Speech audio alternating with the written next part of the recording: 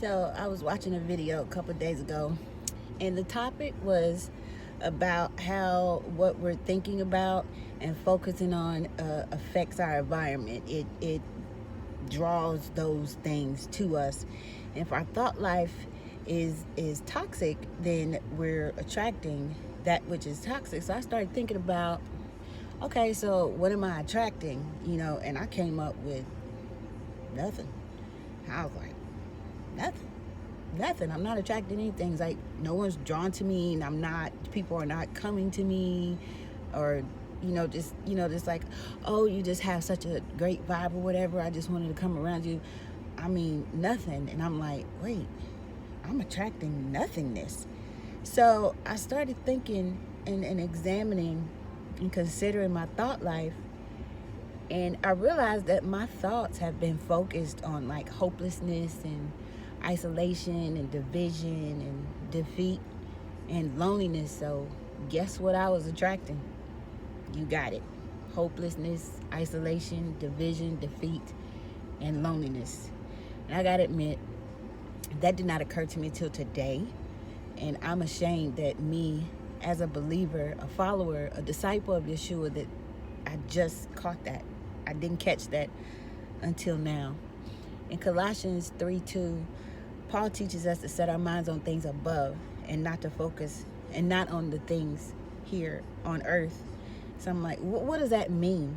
That means that we can look at our circumstances. We can see our circumstances. It's not saying that you just ignore what's going on around you. You see your environment. You see your circumstances. You can see all of these things, but you don't focus on that. You focus on the things that are above. And it's like, okay, well, what does that mean? What are that? What are the things? What's that? What are the things above? Well, in my case, the things above would be hope. It would be trust. It would be belonging. It would be community. It would be unity and victory and grace to be accepted by the only one who has the authority to stamp me approved or disapproved. Adonai. I'm telling you, just saying that just causes my spirit to lift. So once you examine your thought life and you figure out where you're going wrong because you're focusing on the wrong things or whatever, now it's time to clean house. Basically, we have to set our minds on positive things.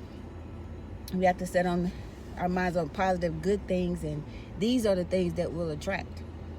Focusing on my hope in Yeshua will manifest hope in my life, and it'll manifest hope on my countenance, which will then draw people who are feeling a little hopeless, but the hope they're picking up off of me will draw them to me because they're looking for that. When thoughts of rejection come into my mind, I focused on the knowledge that because of my faith in the life, death, and resurrection of Yeshua, I have been accepted by Adonai himself. When thoughts of loneliness creep in, I focus on the promise of Hebrews 13:5, where Adonai himself said, I will never fail you or abandon you. I'm never alone because he's with me. So I will not fear, and I will not give up, and I will not just sink into despair. So now I'm on the right track. I'm going to get my thoughts right. I'm focusing on the right things and stop looking at everything going on in the physical and focus on the things above. So now I have to deal, or now you or me or anybody. So once we get our thoughts right, now we have to deal with the people in the situations that our icky thoughts, our toxic thoughts have attracted to us. So to me, listen, to me, the first step is understanding that everybody is not your people. They're just not. Everybody's not your people. So how do you recognize your people? Your people are the people where you can be yourself around those people. You can be completely transparent, and they love you, and they stick with you in spite of your flaws. You don't have to perform like a circus poodle to be accepted by your people. They accept you. You don't have to be perfect. You don't have to have perfect behavior to be allowed to be a part of their life. Your people accept you.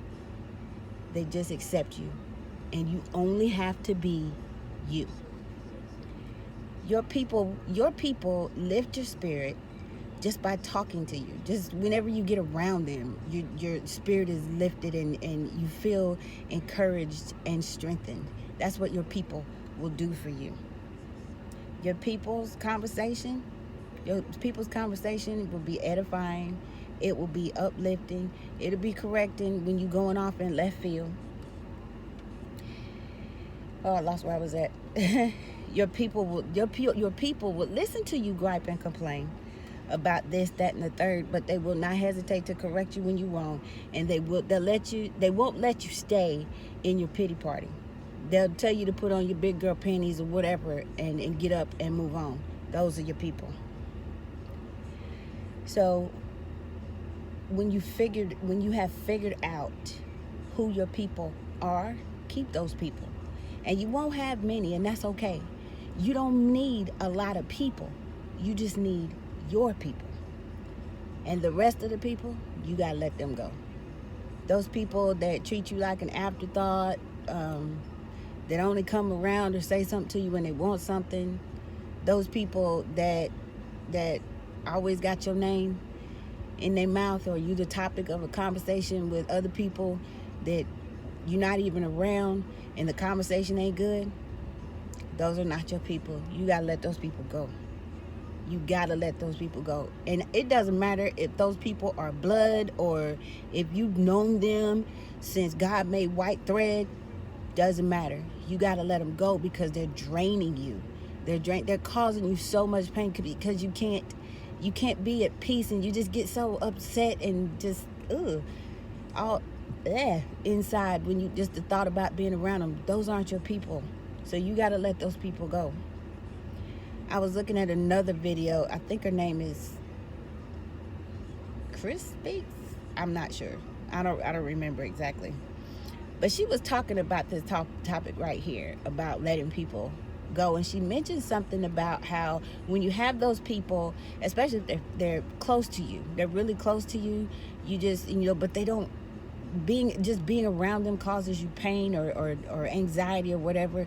So because they're close to you, instead of you wanting to let them go, you say, well, I'm just going to be neutral. I'm just going to be neutral with them. So I was thinking about that statement that she says, I'm just, a lot of people say that I'm just going to be neutral.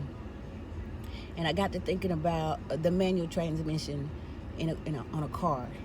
I have a 5-speed Mustang sitting in my garage, and it's sitting in first gear. And as long as that car is sitting in the garage in first gear, I can push it as hard as I want to. It's not moving because it's in gear. But once I put it in neutral, now that's a different story. Once I put it in neutral, I can push that car anywhere I want it to go. It can move. I as an outside force can move that car anywhere I want to move it to. That's the same way with us. If you try to be neutral with people, now you're not in gear, you're not rooted, you're not engaged, and outside forces can move you and take you somewhere you don't want to go, put you in places where you don't want to be because you were not in gear. You're just any outside force, anything, you talk to me sideways, you was talking about me, you rejected me or whatever, just how you flapping all over the place and moving it because you're not engaged, you're not in gear. So you can't be neutral. You can't be neutral. So here's the thing. So we need to examine. So I'm gonna say this. I needed to examine my thought life. I need to kick out the bad. I needed to kick out the bad and focus on the good. And I needed to understand that all people, everybody, ain't my people. They're just not.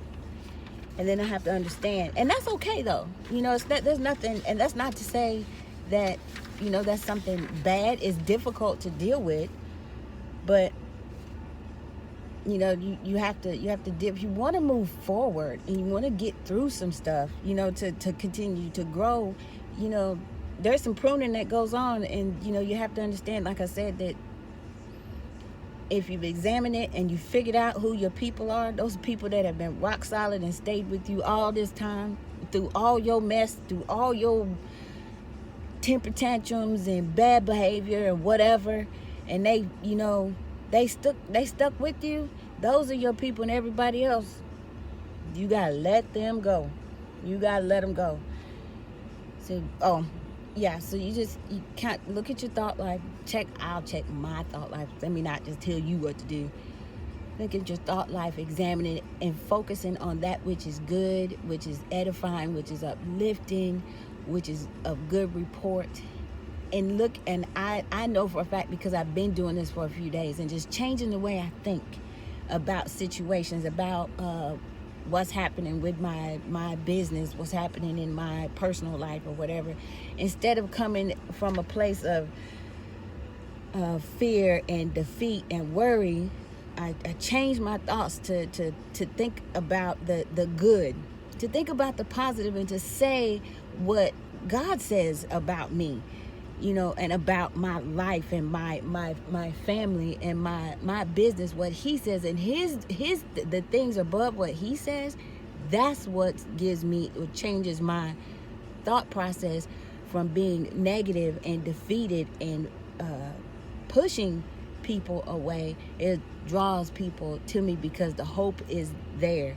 And the circumstances, I'm not going to say they're not changing, because they are changing. They're not changing as fast as I would like them to, but they are changing. But the biggest thing is my thoughts, or the way I'm looking at the circumstances. That's what's changed, because I'm not focusing on what I perceive to be bad.